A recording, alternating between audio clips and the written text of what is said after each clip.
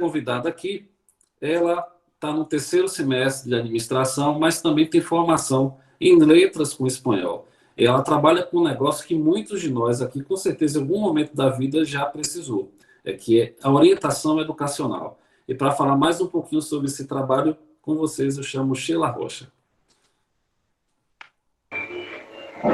Boa noite, todos estão me ouvindo? Então, meu nome é Sheila Santos Rocha Bittencourt, né? E eu já sou graduada em Letras com Língua Espanhola, sou filha da UNEB também, né, de muitos anos. E, a princípio, eu era muito procurada pela questão de dificuldade das pessoas em elaborar textos acadêmicos. E assim, como meu professor José Evandro me disse, todo trabalho ele necessita de uma inquietação. E eu ficava muito inquieta porque a procura era muita, entendeu? Colegas de trabalho, colegas de faculdade, pessoas que ouviam falar de meu trabalho e assim me procuravam. Até que chegou o ponto de me foi dada a oportunidade de trabalhar, acompanhar uma adolescente de perto, né, de acordo com as dificuldades escolares dela. Então, aquilo me inquietou bastante, né? E eu pensei, por que não unir o útil ao agradável? E buscar um ramo, porque ser professor hoje em dia é um desafio muito grande. E buscar um ramo, né, na qual saia um pouco do método tecnicista, de que o aluno é depositário do conteúdo e buscar aonde está a dificuldade de cada aluno, trabalhar com currículo oculto, né, que a gente chama na orientação educacional de currículo oculto, né, que são os aspectos que a escola não explica, né, como construção das relações interpessoais, formação do caráter, né, complementação da moral. Trabalhar tudo isso é muito difícil, né, quando a gente está lidando com adolescente. Então, essa inquietação veio em 2015, né, quando me foi ofertado, eu saí, parei de trabalhar na escola, e a diretora da escola, ela me ofereceu a oportunidade, porque voluntariamente eu comecei a fazer algum desses trabalhos na escola que eu trabalhava. E aí eu fui buscar me especializar na área, né, que eu fiz após em orientação educacional e administração escolar. E daí surgiu a ideia de começar o meu negócio. Por quê?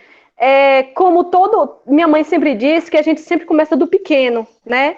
E eu comecei do pequeno mesmo, eu comecei lá de baixo, desde quando as escolas daqui da Santo Antônio de Jesus, que infelizmente a gente sofre uma política, né, eu não sei, na verdade eu não quero utilizar um termo coloquial, mas infelizmente Santo Antônio de Jesus é muito a indicação e quem indica. Então, eu sofri muito a ideia do porta na cara, né? Então, muitas escolas não me chamavam, preferiam chamar outros profissionais que não tinham referência por conta da amizade, então eu resolvi colocar o meu negócio. E o meu negócio tem como foco, né, auxiliar o desenvolvimento pessoal de cada aluno, contribuir para a construção da autoestima e da autonomia intelectual do aluno, desenvolve a função diagnóstica, identificando as reais causas que impedem o aprendizagem, e tudo isso paralelo também com o auxílio na construção de textos acadêmicos, né, onde eu sou muito requisitada. Então, eu busquei o diferencial, que é justamente o ramo da orientação educacional, que vai além de ser professor, porque trabalha com toda a comunidade escolar e também o contexto social em que o aluno vive, o contexto que ele está inserido e que muitas vezes os problemas sociais dele são os principais pontos de dificuldade do aprendizado. Então, eu vou pedir a Jocélia que passe um pouco da apresentação, né, Jocélia como anjo, né, me ajuda aí na tecnologia que eu não sou boa. Eu preparei uma apresentação aí para vocês verem, né, a respeito do meu trabalho. Vou aguardar a Jocélia colocar.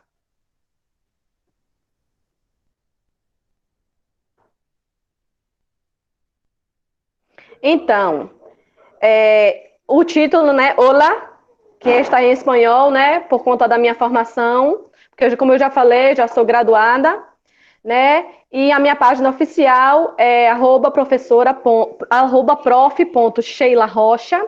Lá eu sempre estou postando dicas importantes para a construção de texto, para melhorar o aprendizado, né, para melhorar a convivência entre família, né, a comunicação assertiva, estímulo de aprendizado, né?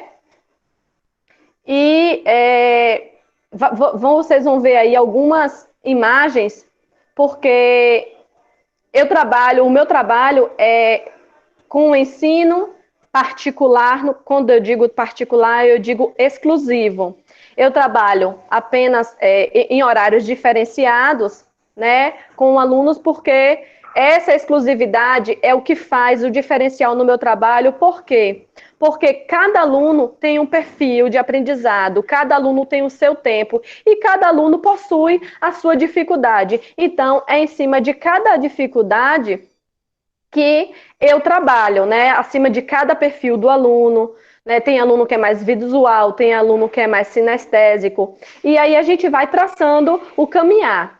Aí na foto vocês podem ver, né? Grupos de alunos que, inclusive, já foram meus alunos em escolas, né?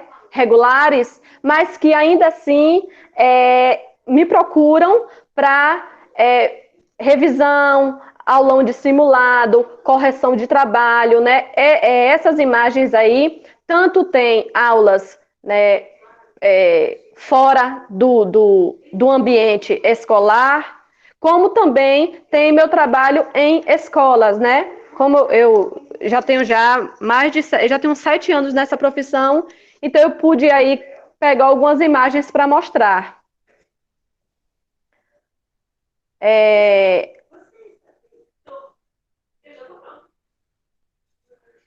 Aí eu coloquei as vantagens da orientação educacional. E vale lembrar que a orientação educacional não é reforço, não é banca. E também a gente não é psicólogo, né? Embora a gente desempenhe um papel bem parecido, porque a gente busca a compreensão do comportamento, né, do adolescente. Porque eu falo adolescente porque o meu público-alvo são adolescentes do ensino fundamental 2 e adultos também do ensino superior. E aí tem a pessoa que opta pela orientação educacional, ela possui, né? No meu caso, porque eu junto a orientação com o ser professora, né? Aulas detalhadas com mais recursos de aprendizado, mapeamento do perfil do aluno, né? Trabalhando sempre na melhoria da dificuldade. Então, eu tenho casos de alunos que faziam acompanhamento também com psicopedagogo que eram dislexos e com o trabalho do pedagogo junto com o meu, melhoraram muito na dislexia, né? Atendimento personalizado, aulas dinâmicas e voltadas para o contexto do aluno, melhor absorção do conteúdo e, consequentemente, melhores resultados, auxílio nas resoluções de conflitos, melhoria na autoestima. E uma coisa que eu queria frisar bastante é o papel do orientador educacional na autoestima. Por quê? Porque a gente sabe que o fracasso escolar está ligado diretamente, né, a baixa autoestima. E quando o aluno ele se sente desmotivado, desestimulado, é como se fosse assim, um buraco de minhoca, um buraco negro, ele vai para outra dimensão.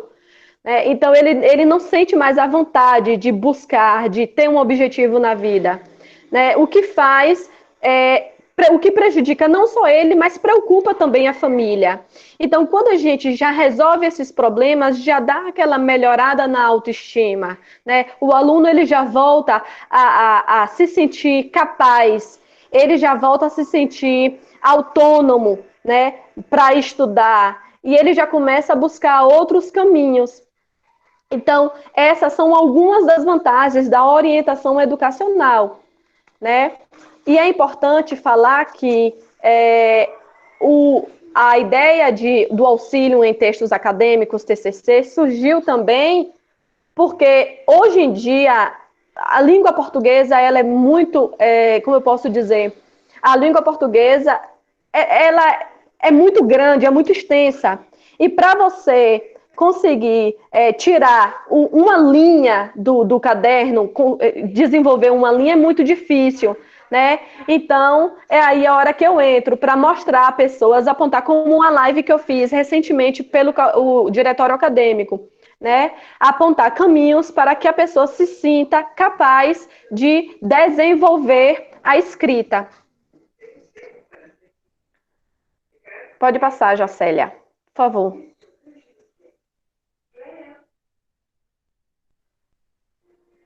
Esse é o meu cartão, né, de contato, né? Vocês podem me encontrar, né, no @prof.sheilarocha, Sheila com S, né? E o meu e-mail é sbrocha7@hotmail.com e o meu telefone também está no cartão. Então, tem pessoas que buscam. E também eu esqueci de falar que as pessoas me buscam muito para a resolução de conflitos entre pais e filhos.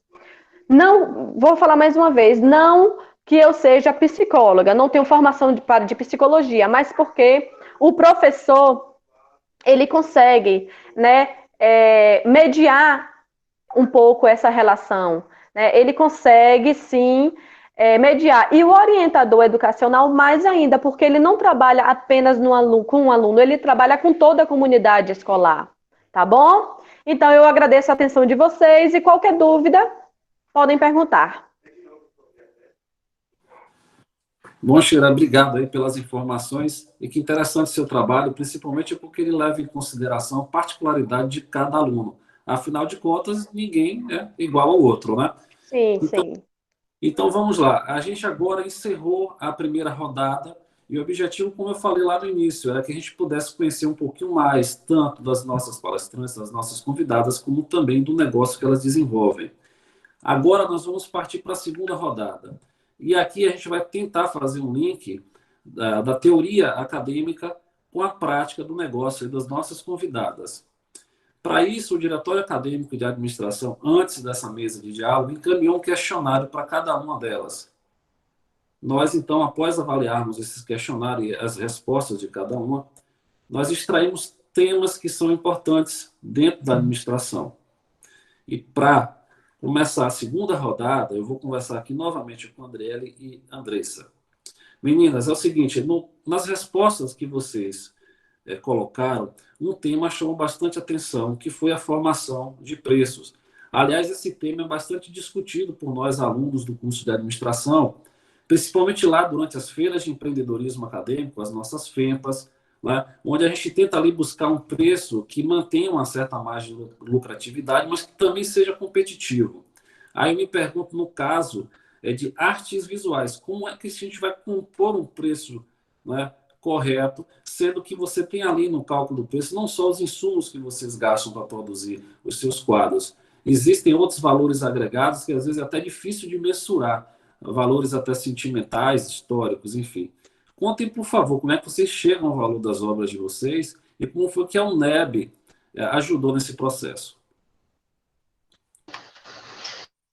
Bom, como eu já recitei, eu não faço ADM, mas como eu acho que todas as áreas do conhecimento elas estão interligadas, principalmente em artes visuais, e quem quer empreender esse tipo de negócio precisa realmente de uma grande organização, porque já não é uma coisa valorizada, é uma coisa que é marginalizada. E se não tiver organização e persistência, fica aí mais difícil empreender esse negócio.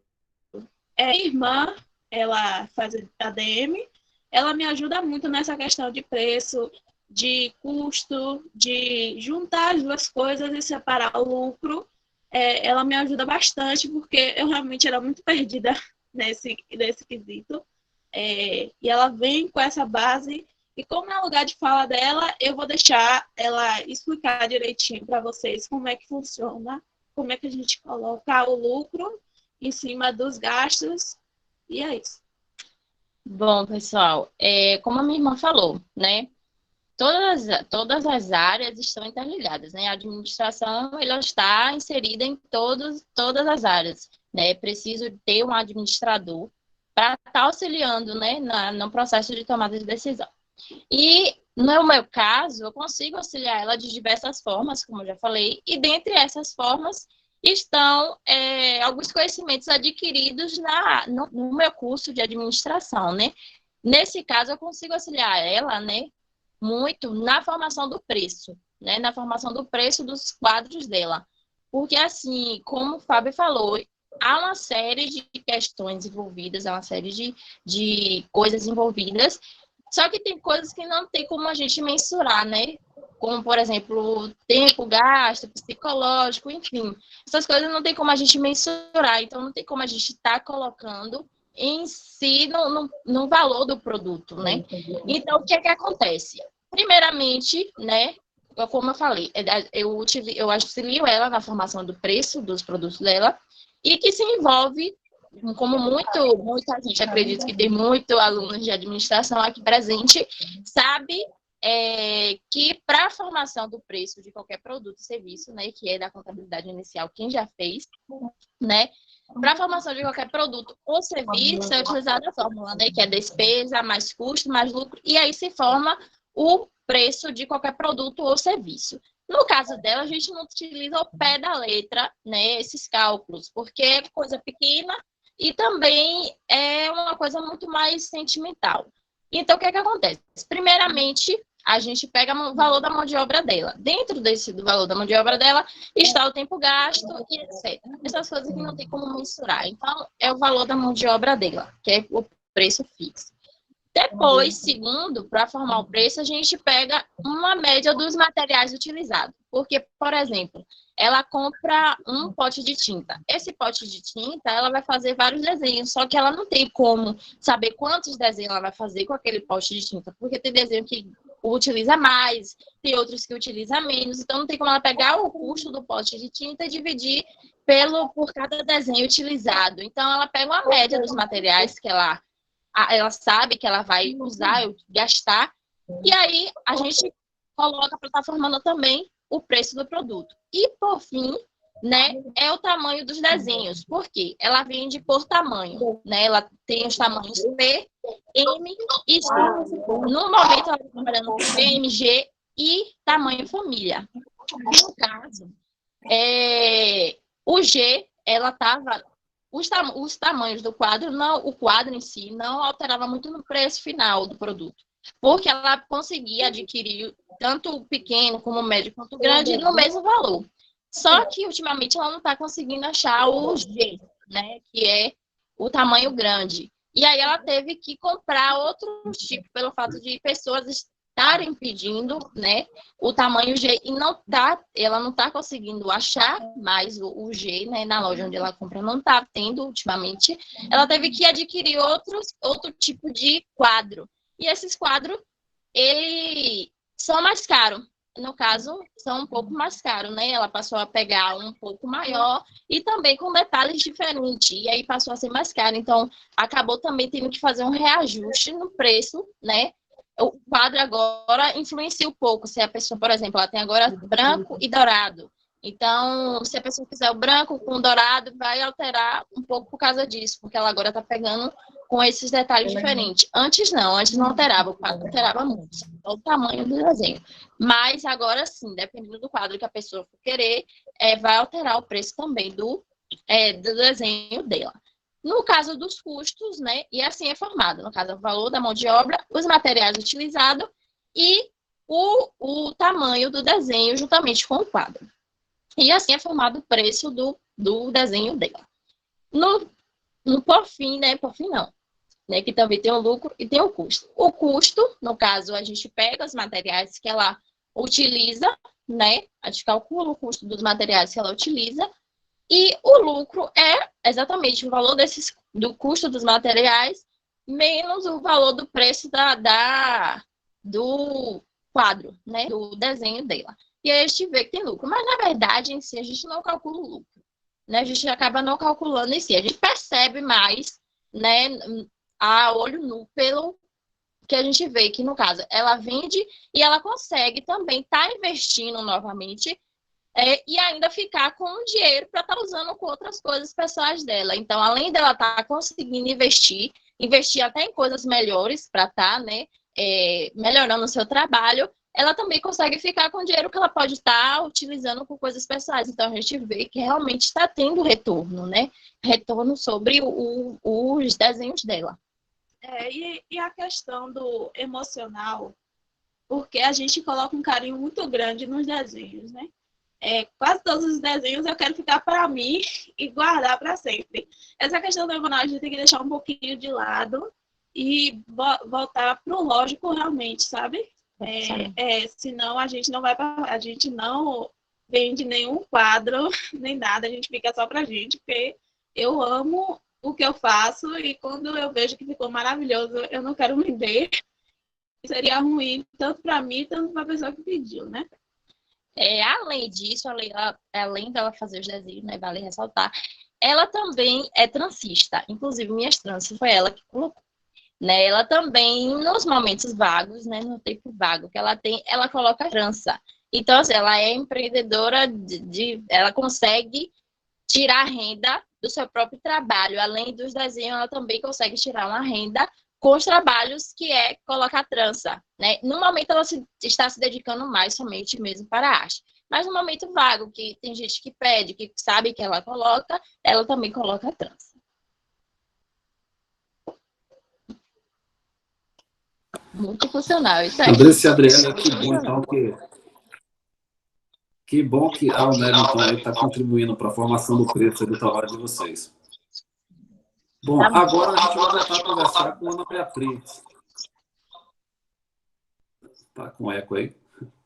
Ana, no seu questionário aqui, um tema nos chamou a atenção e é um tema que muitos alunos do curso de administração adoram, né? Os professores aí de André Cash, de Deisa, sabem muito bem disso. É o marketing. E eu queria saber de você quais as estratégias de marketing que você utiliza aí para poder desenvolver e levar o teu trabalho para mais pessoas.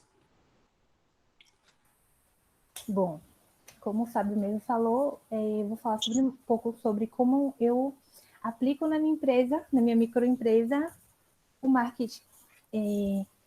Como ele mesmo falou, eu sou estudante de administração, só que ainda estou no 3º semestre.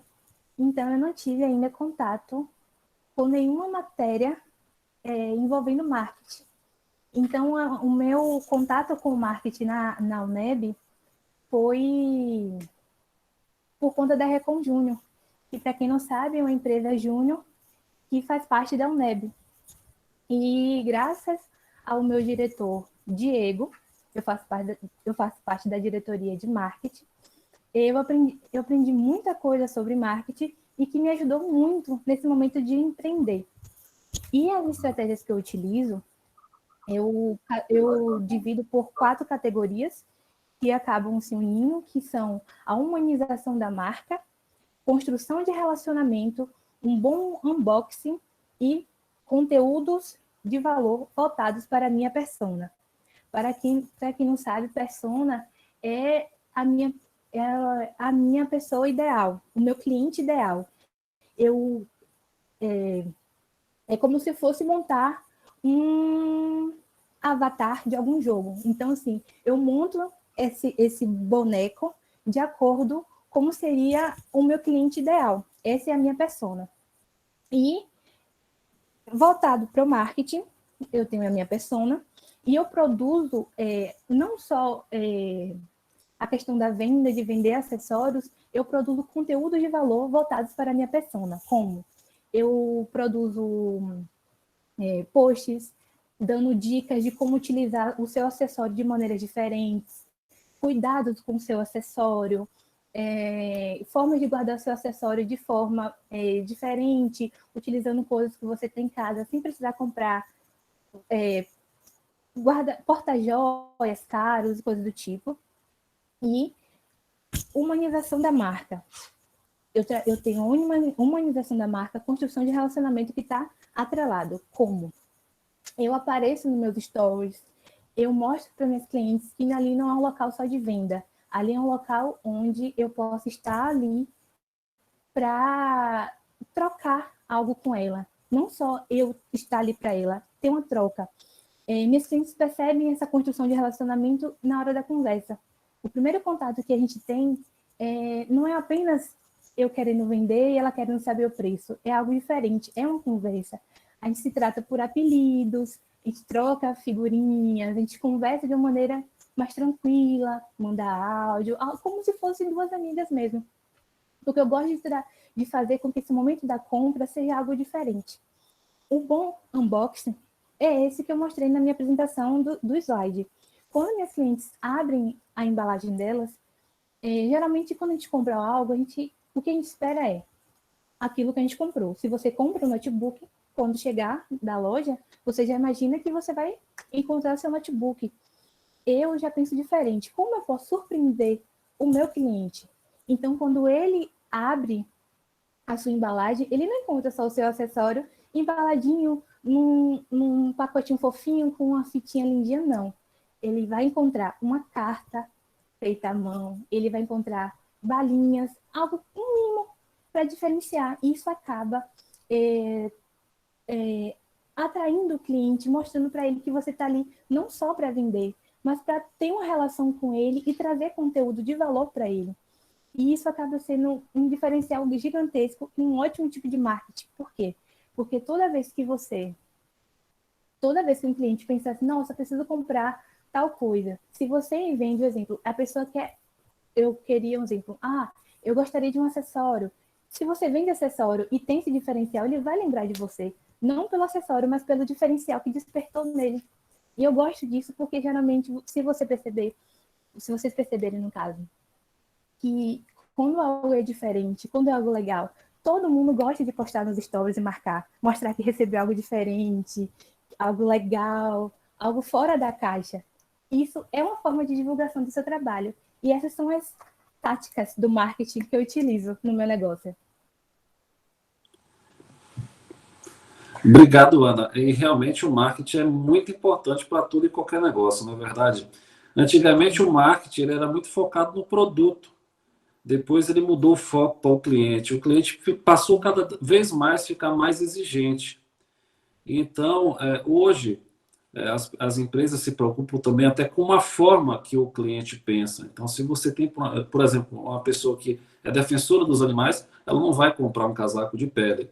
Então, o marketing tem evoluído muito, e a gente já está no marketing 4.0 aí, nas eras digitais. A gente aproveita, então, para até indicar um livro de Philip Kotler, que é o Marketing 4.0, do tradicional ao digital.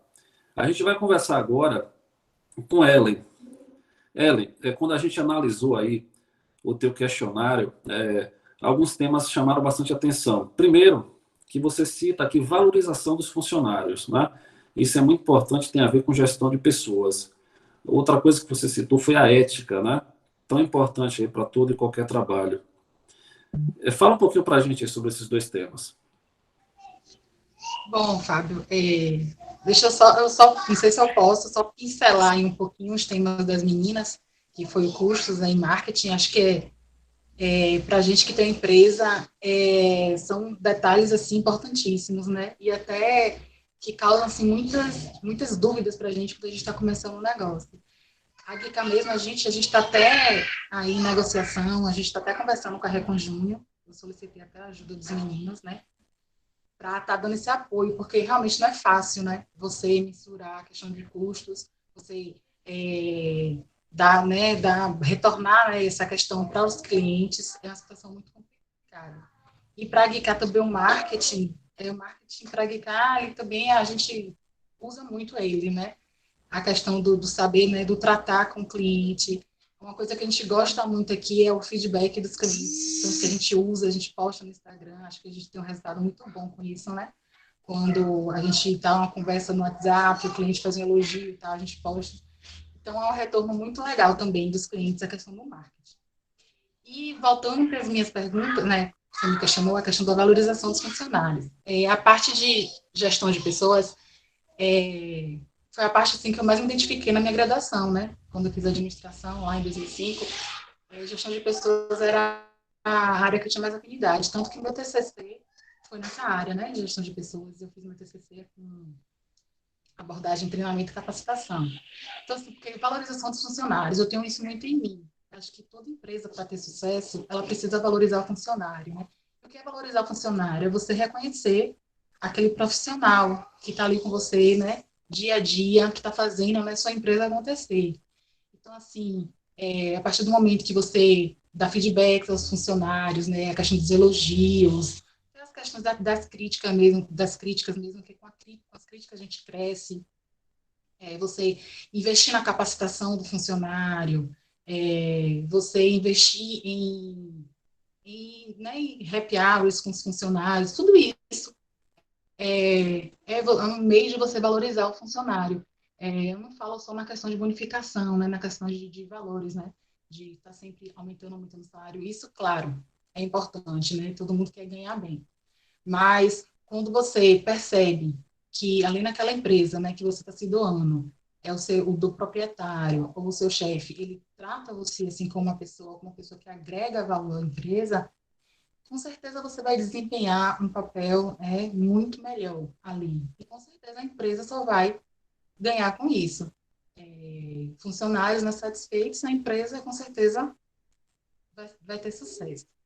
E falando da ética, tá bem até um pouquinho, né, atrelado isso, ética.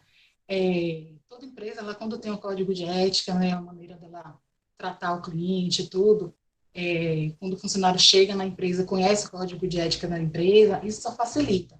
Isso só vai fazer que a empresa ela tenha um bom relacionamento, tanto com o cliente, tanto com o funcionário, tanto com a própria concorrência, né? Você precisa passar responsabilidade para o cliente. O cliente precisa conhecer, né?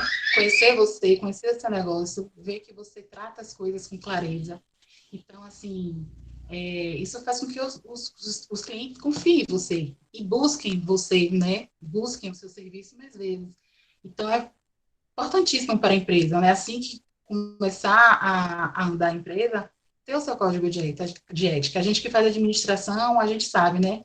Que para a gente começar um negócio, a gente tem que fazer o nosso projeto, né? Nosso plano de negócio. Então, tem que delimitar direitinho a missão, visão, ética. Então, a gente que faz administração, a gente sabe, a gente aprende a importância disso. Infelizmente, muita gente pode não ter sucesso com empreendimentos e tal, porque às vezes não conhece de administração, né? Então, a gente, né, que está na área, a gente que estuda isso, a gente já começa até, né, a gente tem até um ponto, né, positivo, né, para estar começando a empresa de uma forma correta, de uma forma estruturada, né? Isso, bem isso, assim, que eu conversei, né, com os meninos da Recon Júnior, né, com o Diego, com o Léo. Eu falava isso, eu tenho muitas dúvidas, né? Assim, apesar, né, de eu ser administradora, minha experiência é a vida acadêmica, particularmente, né? Eu trabalhei em empresas aqui na cidade, trabalhei em comércio, mas depois minha vida foi praticamente toda acadêmica. E quando a gente começou a geekar, eu tinha essa preocupação de começar, não quero começar a geekar de qualquer jeito, né? Eu quero começar a geekar toda, né, certinha, para que ela realmente dê certo, porque a gente quer que dê certo, a gente quer que a empresa cresça. Então, assim, os meninos também me ajudaram bastante. Então, para a gente fazer administração é importantíssimo. Então, você valorizando seu funcionário, você dando a ele suporte para ele crescer dentro da sua empresa, e você metendo um código de ética lá estabelecido, com certeza a sua empresa terá sucesso. Oi, Ellen, obrigado então aí. Que bom que uma empresa aí tão nova no mercado já se preocupa aí com a valorização das pessoas, né? Nós vamos conversar agora novamente com Sheila, né? Sheila, quando você respondeu o questionário do Diretório Acadêmico de Administração, nos chamava aqui a atenção 3 coisas. Mas antes de falar dessas 3 coisas, vou pedir, por favor, mais uma vez, a quem tiver com as câmeras aí ligadas e com os microfones, que, por favor, desliguem para evitar interferências, tá bom? Sheila, no seu questionário, você citou planejamento e você citou metas. Como é que você estabelece as suas metas no seu negócio para poder atingi-las? Como é que a Uneb te ajudou nesse processo? Então, quando a gente fala de planejamento, a gente que é professor, a gente fala que é planejamento, a gente pensa logo, né, no plano diário. E assim, plano diário de aula, planejamento de aula, mas o planejamento para um empreendedor, nesse caso é o que a gente está falando, é diferente, né? Por quê? Porque o planejamento é essencial para qualquer negócio. Eu preciso ter um objetivo, eu preciso saber onde eu quero chegar, eu preciso traçar metas. Então, se no meu negócio funcionou assim, eu queria uma flexibilidade de horário maior, porque quando eu iniciei, né, o meu negócio, eu ainda estava com minha filha pequena, né, e foi aquela questão, foram aparecendo alguns alunos, diferentes alunos, horários diferentes, então, assim, meio que eu tive que ter um jogo de cintura, e esse jogo de cintura foi o que despertou a ideia, assim, de eu preciso me aperfeiçoar nisso, eu preciso me planejar, para que eu possa dar qualidade de serviço a quem me procura, né? Aos meus clientes, e também para que eu possa me organizar melhor e cumprir as minhas metas. E o interessante, Fábio e pessoal, é que eu estimulo os meus alunos a ter metas também. Por quê? Porque é muito importante, não, como eu já falei, todo negócio, mas também na vida pessoal da gente, a gente precisa ter metas. E o planejamento é essencial para que essas metas sejam cumpridas. Então, eu, como professora e orientadora educacional, uma das das principais e boas recomendações que eu dou ao meu aluno é que ele crie metas.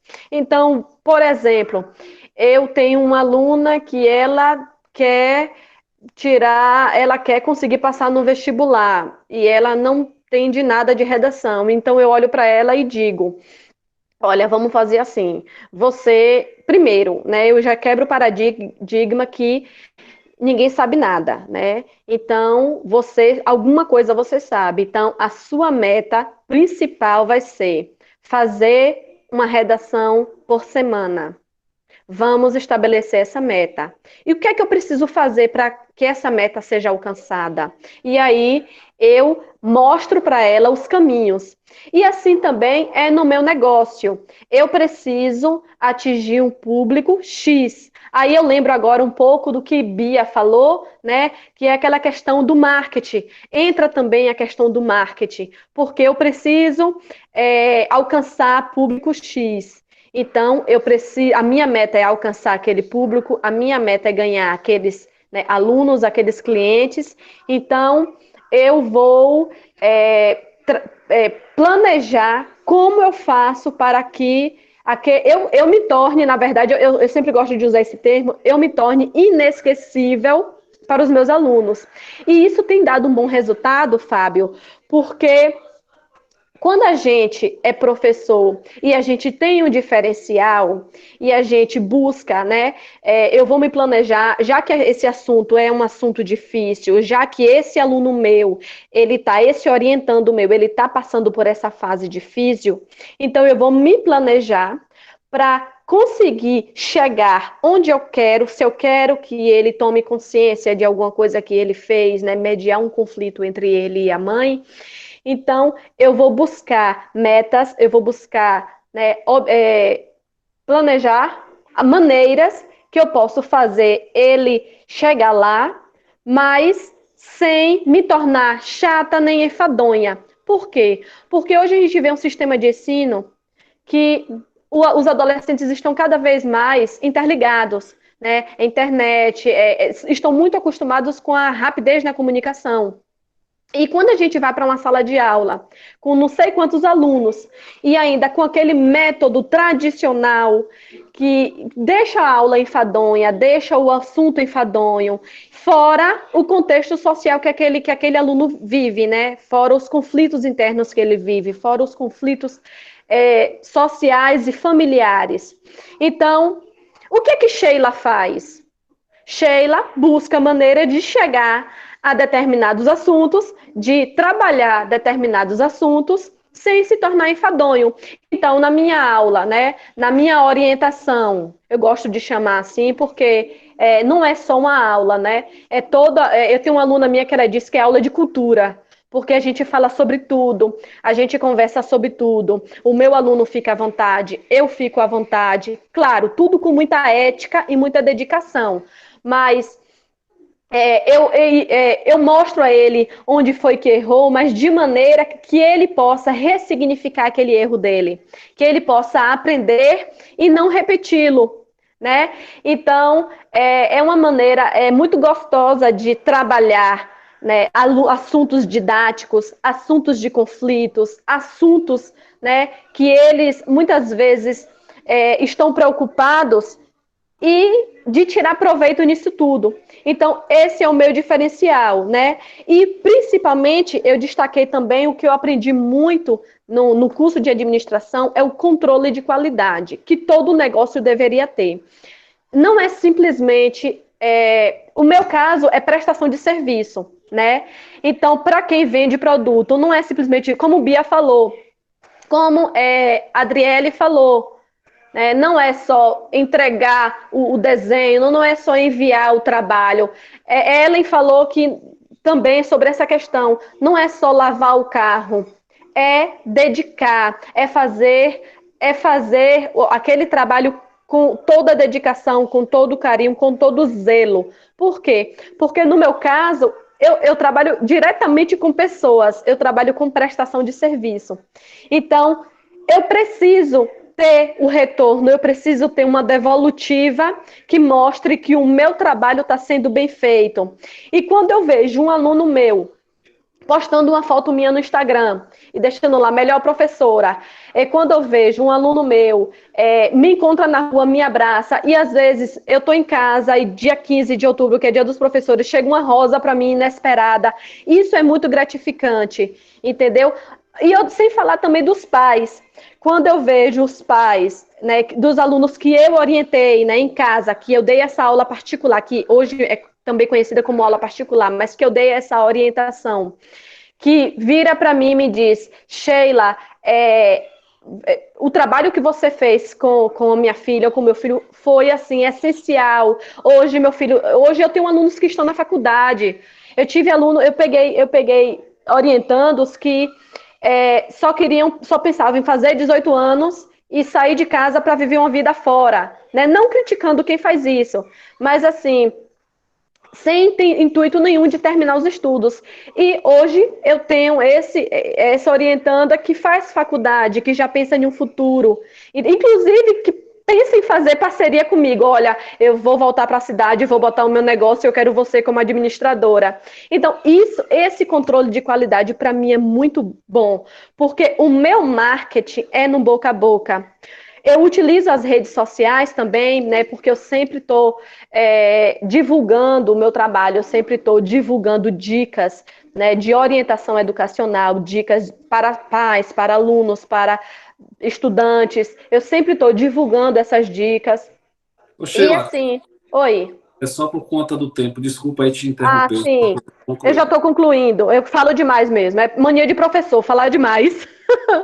Então, o controle de qualidade aprendido no curso de administração é muito importante, porque esse controle é o que faz você perceber onde você tem que melhorar e onde está dando certo, como diz o ditado, time que está ganhando não se mexe. Onde está dando certo, a gente deixa. Tem uma frase séria que diz que a gente não consegue gerenciar aquilo que a gente não controla, né? Então, controle, de fato, é muito importante para a empresa. Bom, com isso, a gente agora concluiu a segunda rodada. A terceira rodada, como a gente falou lá no início, estava previsto 30 minutos, onde os membros aqui da sala poderiam fazer as perguntas. Vocês podem, no chat, fazer as perguntas e direcioná-las para uma das nossas participantes ou fazer essa pergunta de maneira geral. Eu já tenho aqui algumas perguntas, vocês podem ir colocando aí, que a nossa monitora Jocélia vai estar passando aqui para mim. Adriela e Andressa, a primeira pergunta vai para vocês. A pergunta foi feita por Alessandra Trindade e ela pergunta o seguinte: qual é o maior desafio para se tornar um empreendedor de sucesso e quais são as maiores perspectivas? O maior desafio que eu vejo, principalmente na área de arte, é a desvalorização. A arte é bem desvalorizada, apesar de estar presente nas nossas vidas. E agora, nessa pandemia, o pessoal está percebendo realmente que a gente precisa da arte, da música, da dança. E eu vejo que o pessoal não leva a sério o trabalho que a gente faz. Não acha que a gente faz de qualquer jeito, que a gente não gasta, que a gente não investe, mas na verdade a gente investe muito e é uma área que a gente gasta bastante, porque se a gente for no mercado agora pesquisar os preços dos materiais de desenho, a gente percebe que é bem caro e que pessoas comuns assim têm que começar realmente com coisas básicas e se quiser realmente elevar, a gente tem que também elevar o preço do produto que a gente está vendendo. Então, eu vejo essa dificuldade, que é a desvalorização e o pessoal não levar a sério, não só na minha área, mas na área das meninas também, né? Essa questão da desvalorização. E as minhas perspectivas é aumentar realmente, expandir o negócio, não só aqui para a SAGE, não só para a Bahia, mas para o país inteiro, para o mundo, quem sabe, né? É um sonho que eu tenho. E o pessoal conhecer realmente meu trabalho e não só fazer desenhos, mas eu pretendo fazer outras coisas também. Tá bom, então. Espero aí que tenha respondido a pergunta da Alessandra. E tem mais uma pergunta aqui para vocês duas. Hotmart pergunta: meninas, quais são as suas perspectivas futuras sobre empreendedorismo físico atrelado ao marketing digital? Talvez a Ana Beatriz também possa estar complementando aí, já que fala em marketing. Primeiro, André e Adriana. Bem, né? No caso, aquela pergunta, no caso, quais são os nossos planos futuros, né? No caso de ter uma empresa física e estar atrelando com marketing digital. A gente pensa, no caso dela, ela já utiliza o marketing digital, né? Que é esse processo da comunicação através das redes sociais, da internet, né? Então, ela acaba já utilizando. Mas no caso da gente ter uma empresa física, continuar, né, com esse trabalho que já é pelas redes sociais também. No caso, a gente percebe agora nesse período de pandemia que todas as empresas físicas tiveram que estar trabalhando bem o seu marketing digital, porque agora todas as vendas estão sendo online, né, porque ele está podendo ter contato físico. Então, a necessidade de estar, muitas empresas tiveram que se reinventar, se adaptar a esse novo cenário, né, passando a expor os seus produtos mais nas redes sociais, né? No lugar onde eu trabalho mesmo, a gente colocava, mas não trabalhava muito nas redes sociais. Agora a gente está tendo que trabalhar muito pelas redes sociais, expondo mais os produtos, né? No caso de a gente vai continuar expondo nossos produtos nas redes sociais, né? Divulgando. Minha irmã mesmo, ela se preocupa muito na parte de marketing, o lugar onde o ângulo que ela tira as fotos, né? O lugar, a iluminação, isso tudo diferencia, né, como o cliente vai ver o seu produto. Né? No caso dela, que ela trabalha com arte, quem for visitar lá o perfil dela, vai ver que a maioria das fotos é tiradas em lugares naturais, né, com plantas, flores, tudo ao redor para poder estar dando esse marketing, né, no caso, divulgação, fazendo essa divulgação atrelado, né, ao marketing e também fazendo com que o cliente ele veja o produto e se interesse pelo produto, porque tudo isso faz diferença. A gente percebe que uma foto bem tirada, no ângulo legal, isso faz com que chame a atenção do cliente. Ana, você quer complementar? Quero sim. Como a Andressa mesmo falou, por conta da pandemia, muitas empresas tiveram que ir por virtual. E tem um tempinho já, até no início de quando eu comecei a empreender, eu li sobre umas frases assim, dizendo: se sua empresa não está no virtual, ela não existe. Então, assim, não adianta você ter a empresa, a maior empresa que tiver no físico, com um espaço lindo, maravilhoso, se você não está no virtual.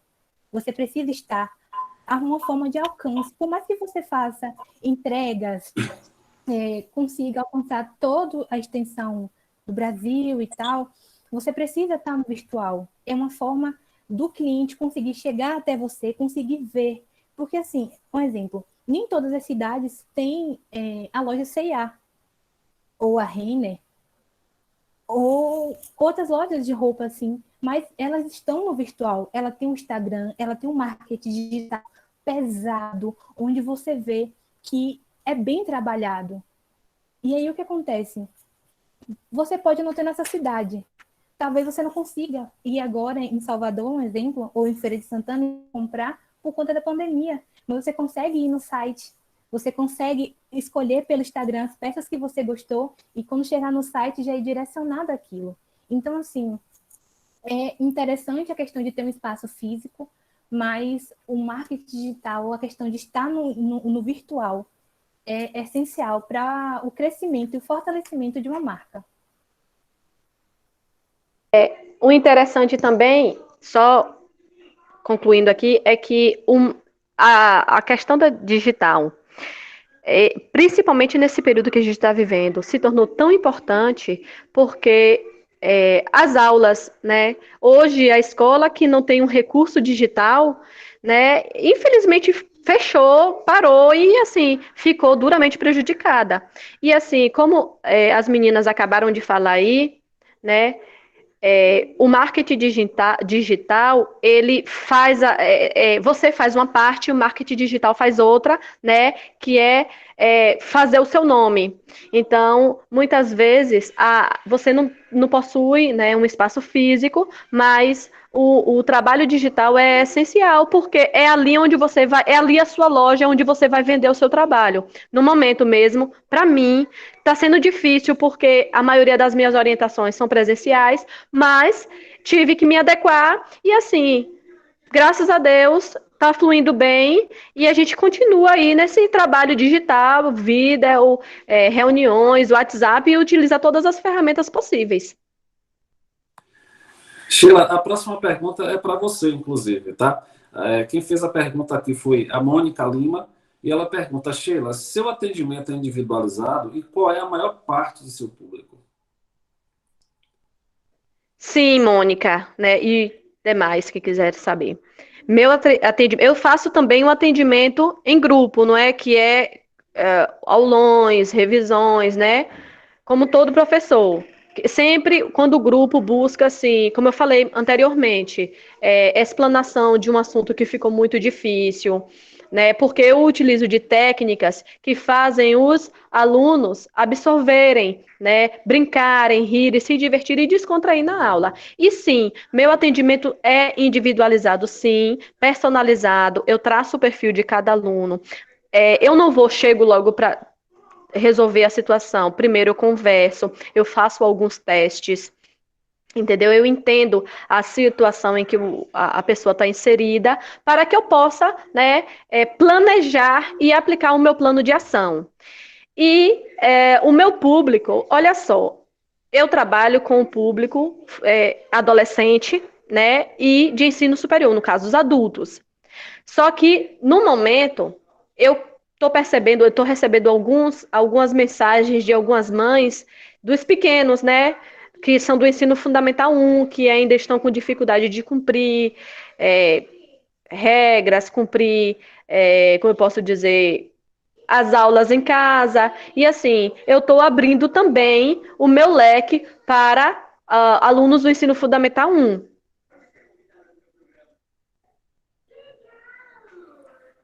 Bom, tem uma pergunta aqui de Hilber Araújo, e ele pergunta o seguinte: como podemos ressignificar competências voltadas para o empreendedorismo em tempos de crise? Acho até que vocês já falaram um pouquinho sobre isso. Alguém quer complementar?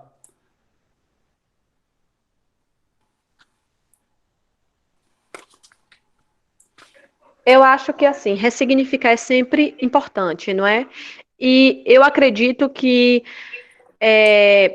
sempre a gente não vai sair dessa crise como a gente entrou. Então, a gente vai sair com mais aprimoramento, a gente vai sair com mais experiência.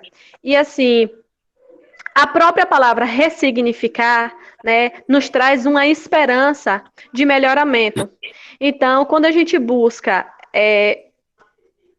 utilizar as dificuldades que a pandemia nos causou para melhorar nosso negócio, eu acho que a gente só tem a ganhar. Tá. Tem mais uma pergunta aqui. Oi, Só complementar um pouquinho. fica à vontade. A questão de tempo de crise, acho que também tem muito a questão da GK, né? A gente teve que se reinventar, na verdade, né? A gente chegou à crise, a gente já estava com os planos, né, para abrir aquele lava-jato ponto físico, veio a crise, a gente teve que buscar outra alternativa. Então, porque empreender é isso, né? Empreender é você ter coragem, é você dar a cara, é você, né, arriscar tudo que você tem para poder, né, ter sucesso e fazer diferente, né? Então, é um trabalho constante que você vai tendo com o empreendedorismo. Tá bem, a próxima pergunta aqui é da Gilda Rocha. Ela diz o seguinte: eu tenho um projeto de abrir uma instituição escolar. Aí ela pergunta para a Sheila: Sheila, você pode estar me orientando quais os primeiros passos? Bom, acho que não vai dar para orientar totalmente por aqui, né? Mas que pode sim dar os primeiros passos, né, Sheila? É sim. Olha só, eu posso te orientar sim, né? Inclusive, eu até dei uma olhada, eu pensei que ela tinha me perguntado se eu tinha projeto de abrir uma instituição, né? E meus alunos ficam sempre brincando, escola Bittencourt, mas isso não vem ao caso. Eu posso sim, até porque o orientador educacional, ele trabalha juntamente com a equipe gestora da escola. Então, se precisar de dica, eu já deixei aqui, alguém já pediu meu Instagram, eu já deixei aqui, entre em contato no direct comigo, que a gente vai organizar direitinho e principalmente estabelecer uma via de mão dupla que vai beneficiar tanto os seus alunos quanto a sua escola, né? Que a sua escola vai ter o diferencial que é trabalhar, buscar as dificuldades dos alunos e trabalhar em cima delas. Que eu acho que escola nenhuma aqui em Santo Antônio de Jesus não tem isso, a não ser o atendimento psicopedagógico, né? Mas que é bem diferente, tá bom?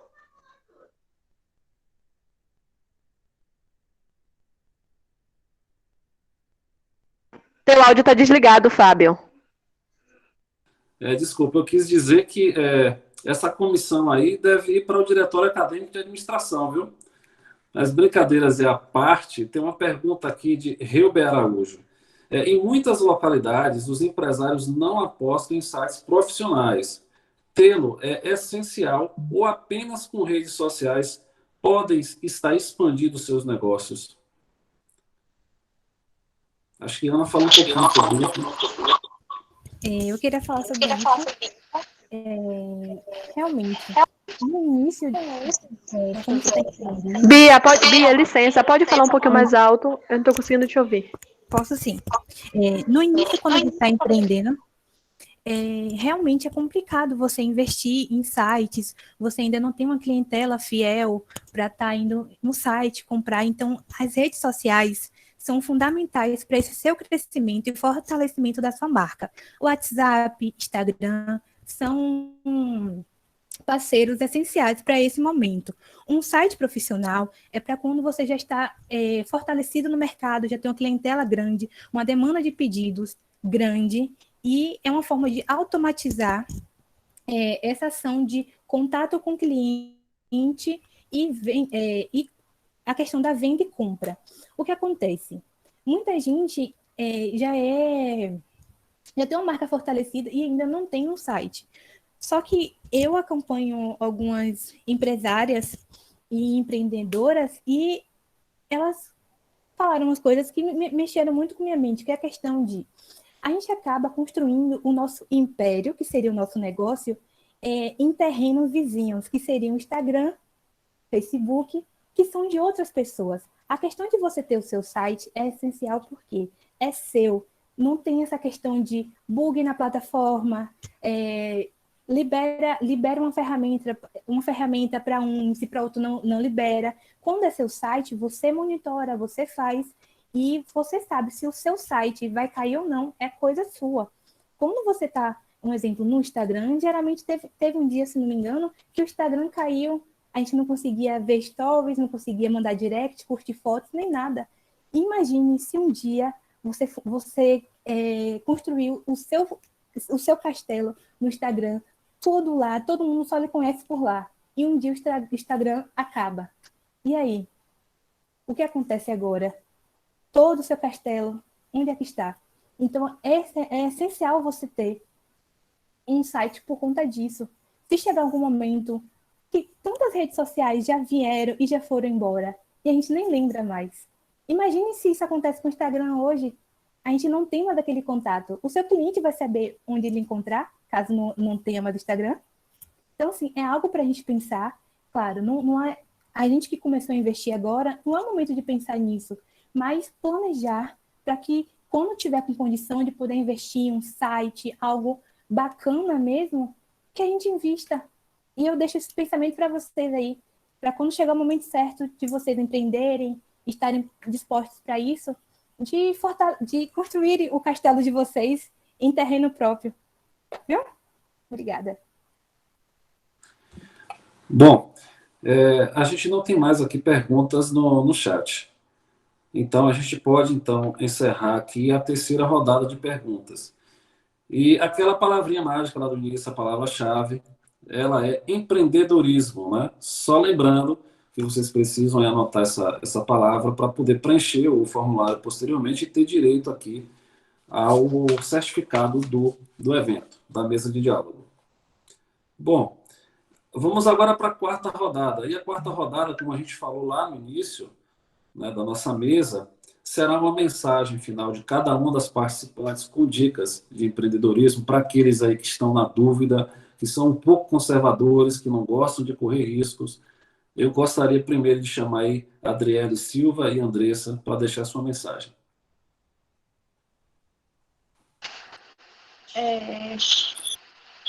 Bom, eu quero deixar uma mensagem para a galera de artes, persistir e não desistir, né? Arte é resistência e a gente está aí para fazer a diferença.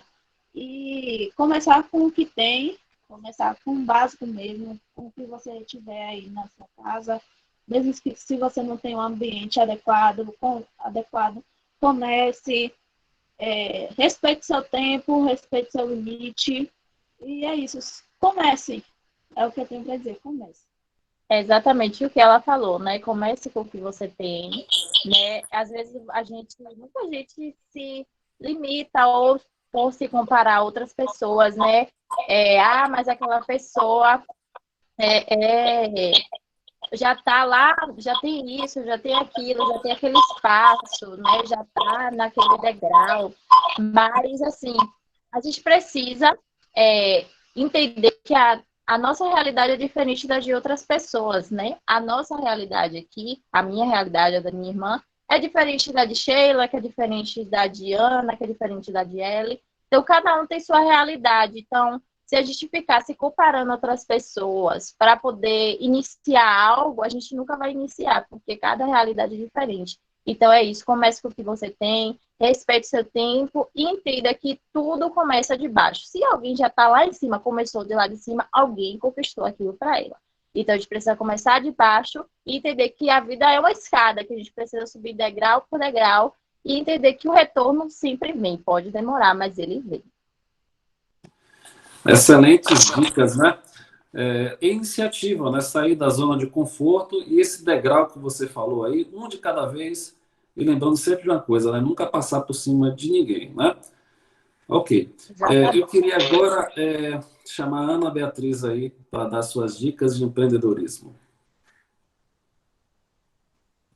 Bom, quando comecei a empreender, eu estava com muito medo, mesmo sabendo o que era que eu queria.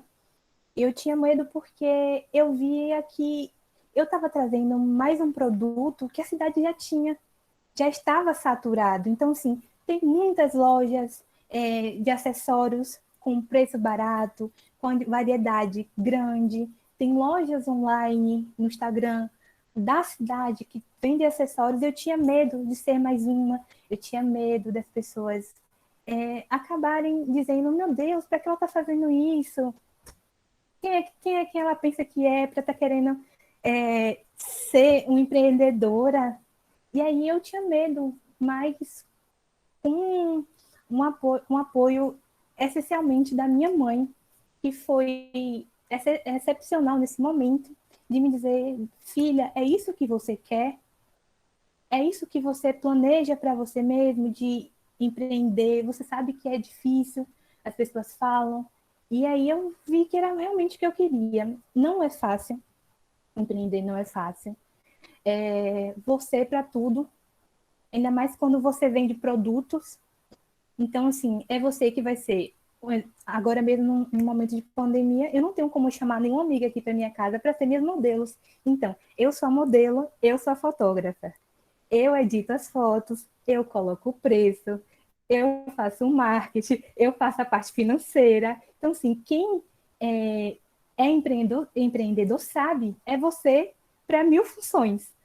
No caso das meninas, ela ainda tem uma parceria ali, então, assim, uma toma conta de uma parte, a outra de outra. Mas, no caso, eu vejo, no caso de Sheila, que Ellen com o marido, ainda consegue uma parceria, mas no caso, quando você é sozinho, é mais complicado.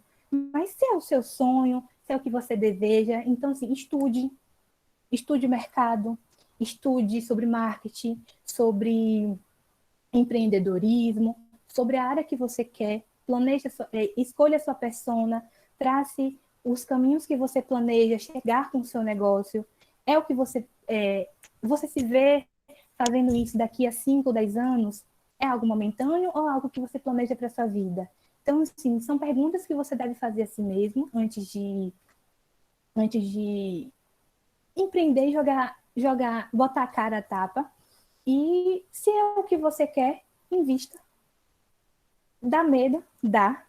Não vou mentir que no início a gente passa noites e noites chorando com medo, porque no início ninguém conhece você, ninguém conhece seu trabalho. Infelizmente, no início, ninguém dá valor mesmo. Quando vê Instagram pequeno, com pouquíssimos seguidores, curtidas poucas, ninguém dá valor mesmo.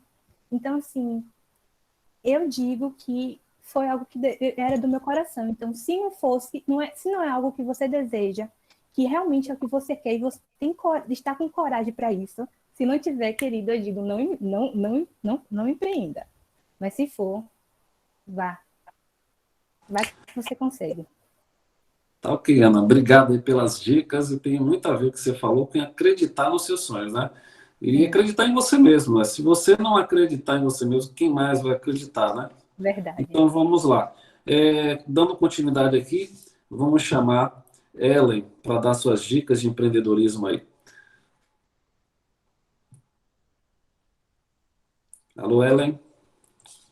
Bom, estava ativando o áudio. Ok. Sim, gente. Acho que o recado que eu deixo é, se você quer montar um negócio, se você quer ser empreendedor, acho que a palavra principal é essa, coragem. Porque realmente, como as meninas falaram, não é fácil você, né, abrir um negócio, mas assim, quando você tem um sonho de que aquilo, né, se torne realidade, quando você vê aquilo se tornando realidade, é maravilhoso. E como a gente sempre ouve por aí, né, o não, o já deu errado, a gente tem de graça. Eu acho que a gente tem que batalhar e correr atrás do sim, e correr atrás daquilo que dê certo. Então, quer empreender, também estude, né? Estude o ramo que você quer trabalhar, faça a pesquisa de mercado, que é importantíssimo fazer pesquisa de mercado. Você precisa conhecer né, o mercado que você vai trabalhar, você precisa conhecer a concorrência, você precisa conhecer, né, como se trabalha naquele ramo e saber também se tem a viabilidade, né, o negócio que você deseja. Então, a palavra que o que eu deixo é isso mesmo, corra atrás, se esforce e vá para frente, porque tudo é possível. Ok, Ellen, obrigado aí. Você falou uma coisa importante, né? Conhecer o que você está fazendo. Né? Muitas pessoas, às vezes, vão pelo modismo e acham, olha, aquilo ali está dando dinheiro. Aí vão lá para fazer, mas sequer se capacitam, né, para poder trabalhar com o negócio. Empresas, né, Fábio? É isso que Oi? faz muitas empresas não dar certo, né? A Exato. gente sabe aí que muitas empresas com 2 anos estão fechando porque as pessoas abrem o negócio e abrem de qualquer jeito, não se preocupam, né, com toda essa Não parte. faz uma pesquisa de mercado. Bom, Sheila, quais são as suas dicas aí para o pessoal que quer empreender? Bom, em primeiro lugar, Fábio, eu como professora gostaria de parabenizar os professores, né?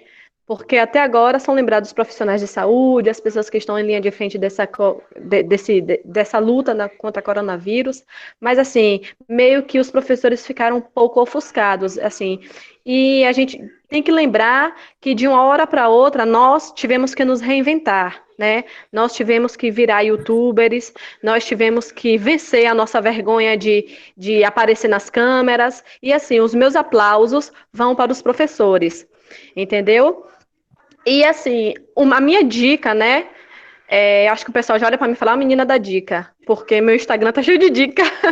A minha dica de hoje, né, é assim, como as meninas falaram, precisa de coragem, precisa que você acredite no seu sonho, precisa ser resistência mesmo, porque assim, não, a gente sempre, eu não digo vocês, eu digo eu também, a gente sempre vai encontrar a porta na cara, mas assim, não desistam, não tenham vergonha, não desanimem, né? Não façam do primeiro obstáculo uma oportunidade para desistir, porque planejamento, né? é, Perdão, planejamento não. Todo trabalho requer planejamento e também requer metas. Então, a vida da gente precisa de metas. E outra coisa, eu gosto muito de dizer assim, para quem vai começar a empreender, tenha o seu objetivo claro, saiba o que é que você quer. Eu quero trabalhar com tal coisa, então eu vou trabalhar, eu vou estudar, porque conhecimento é poder, né?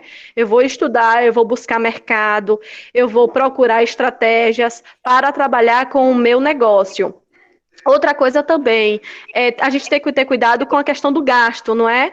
Porque, assim, às vezes a pessoa pensa assim, eu vou empreender, eu vou ter lucro e vou gastar, vou fazer acontecer. E é importantíssimo que quem começa a empreender utilize o seu lucro no seu negócio, para que melhore, né, a situação do negócio, para que tenha mais qualidade. E, assim, sejam resilientes, né, aprendam a se reinventar, aprendam sempre com as dificuldades e com os equívocos. Ressignifiquem a gente já falou sobre ressignificar, mas assim, mais ainda para o empreendedor, né, principalmente as críticas negativas, porque vocês terão, eu tenho, todo mundo tem. Então, não encare crítica negativa como um motivo para desistir. Encare uma crítica negativa como motivo para você melhorar. Ok? E a última palavra que eu tenho para hoje, né, é a perseverança. Todo empreendedor ele precisa ser perseverante, ele precisa saber que ele vai começar do pequeno. Então ele vai começar ele vai ter pouco lucro no início, vai ter dia que ele não vai atender ninguém, ele não vai vender a ninguém, vai ter semana que vai ter dificuldade mesmo, mas assim ele precisa ser perseverante. E eu gosto de finalizar sempre toda a fala minha sempre com uma frase. E hoje eu trago nosso querido, né, tão falado por Maltês, professor Maltês, Peter Drucker, né, que diz que a melhor maneira de prever o futuro é criá-lo. Então, se eu quero um futuro bom, eu tenho que começar a criar ele no hoje, tá bom? E eu vou deixar aqui como inquietação a indicação de um filme, né, para vocês assistirem, que é O Banqueiro. Assistam, muito bom. Vocês vão ver lá a perseverança, né, e a resiliência de um empreendedor. Ok, obrigado, Sheila, pelas dicas. E com isso a gente encerra a nossa quarta e última rodada. Mas antes da gente fazer o encerramento aqui, eu queria pedir aí que todos ligassem a câmera, né, para que a gente pudesse, então, agora fazer um registro. Tá bom? Vamos dar um tempinho aí para que todo mundo ligue.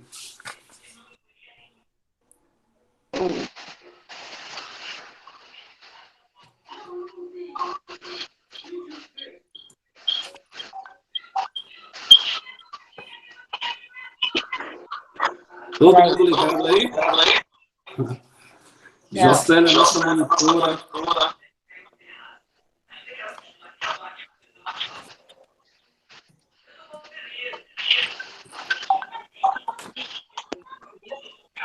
No 3, então. 1, 2. Bom, espera aí que tenha sido feito o registro, né? Eu tenho que rir, porque toda foto minha eu saio fazendo biquinho. Eu vou Isso aí pedir é a que você por favor, que vocês desliquem minhas câmeras.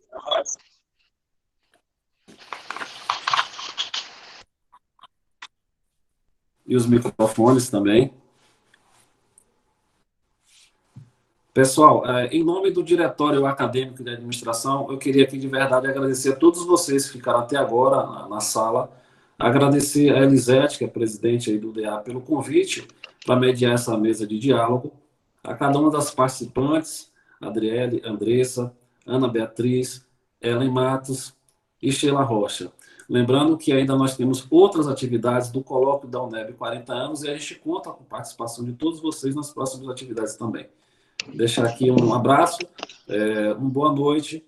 Se forem sair, usem máscara, se puder, fiquem em casa. E tchau. Obrigada a todos. Fábio, eu gostaria também de agradecer a você, viu? Pela perfeita mediação. Que é isso, obrigado a vocês. Obrigada a todos. Tchau. Tchau. Obrigada. Tchau, Boa gente. noite. Obrigada aí. Boa noite. Boa noite a todos.